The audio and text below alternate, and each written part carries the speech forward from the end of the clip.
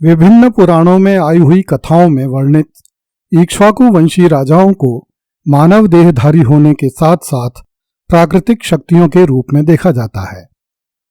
उदाहरण के लिए राजा सगर के 60,000 पुत्रों की कथा, राजा धुंधुमार द्वारा धुंधु राक्षस के संहार की कथा, राजा भगीरथ द्वारा गंगा जी को धरती पर लाकर समुद्र को जल से भरने की कथा। ये सब कथाएं धरती पर होने वाली विशाल प्राकृतिक घटनाओं की ओर संकेत करती हैं। इसी तरह इक्ष्वाकु वंशी राजा दशरथ की 3 रानियों को कुछ दार्शनिकों ने प्राणमय, अन्नमय और मनोमय कोश का प्रतीक सिद्ध करने का प्रयास किया है। इन प्रतीकों के विस्तार में जाने से पहले हमें उन 5 कोशों के बारे में जानना होगा जिनके भीतर प्रत्येक प्राणी निवास करता है। जब माया की प्रेरणा से आत्मा परमात्मा से विलग होकर शरीर धारण करता है तो उसे सबसे पहले माया द्वारा निर्मित आनंदमय कोश रूपी शरीर की प्राप्ति होती है। जब आनंदमय कोश में रहने वाला आत्मा माया के प्रभाव से कुछ ज्ञान प्राप्त कर लेता है तो उसे एक नया शरीर प्राप्त होता है जिसे विज्ञानमय कोश कहते हैं। विज्ञानमय कोश आनंदमय कोश के ऊपर लिपट जाता है।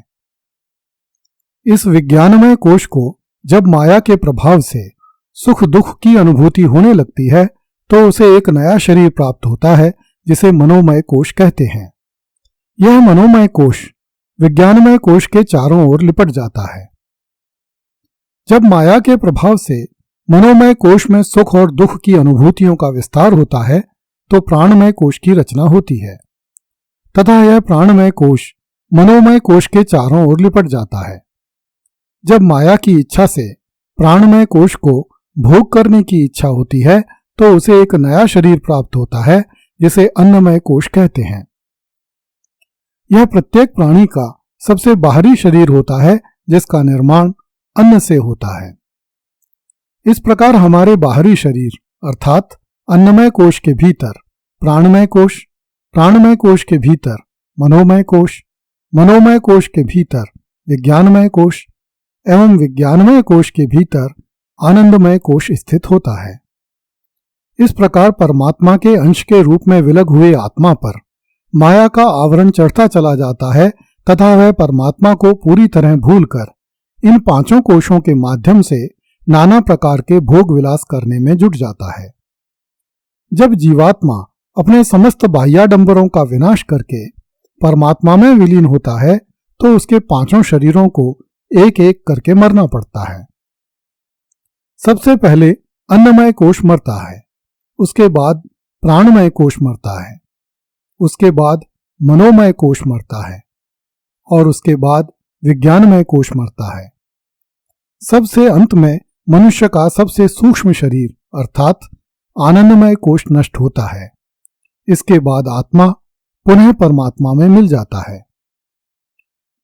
विभिन्न दार्शनिकों द्वारा प्रस्तुत दार्शनिक विवेचनाओं के अनुसार राजा दशरथ भोग में लिप्त जीवात्मा के प्रतीक हैं।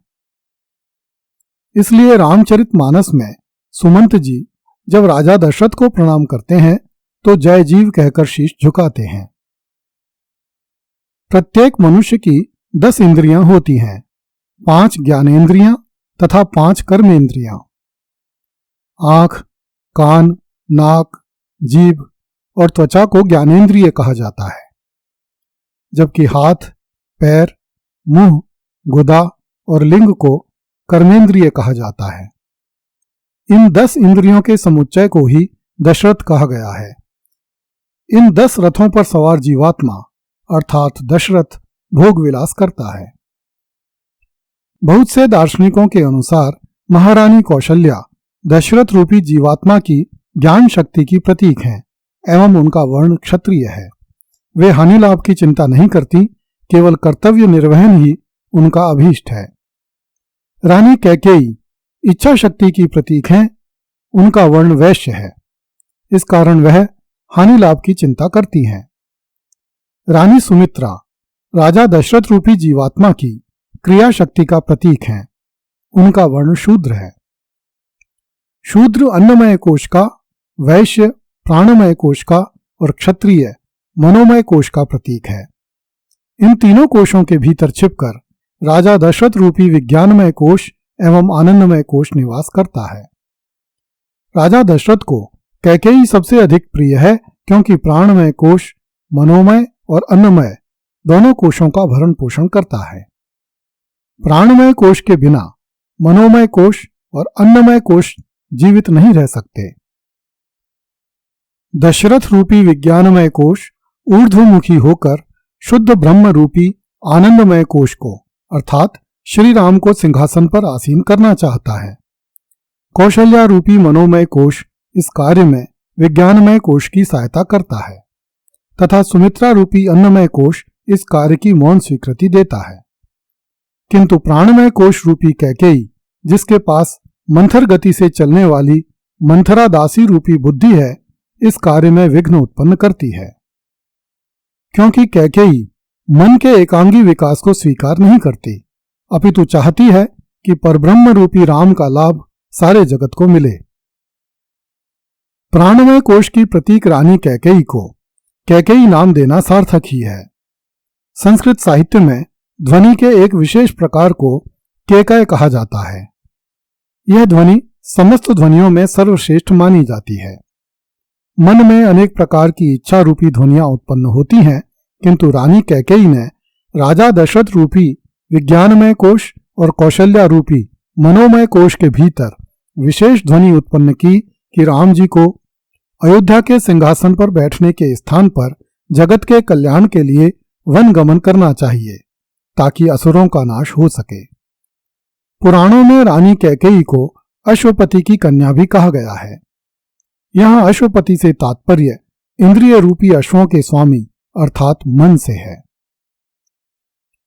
व्यक्तित्व के सर्वांगीण विकास को चाहने वाली शक्ति अर्थात कैकेयी के साथ सदैव विद्यमान रहने वाली व्यक्तित्व विकास की स्मृति को ही कथा में मंथरा नाम दिया गया है।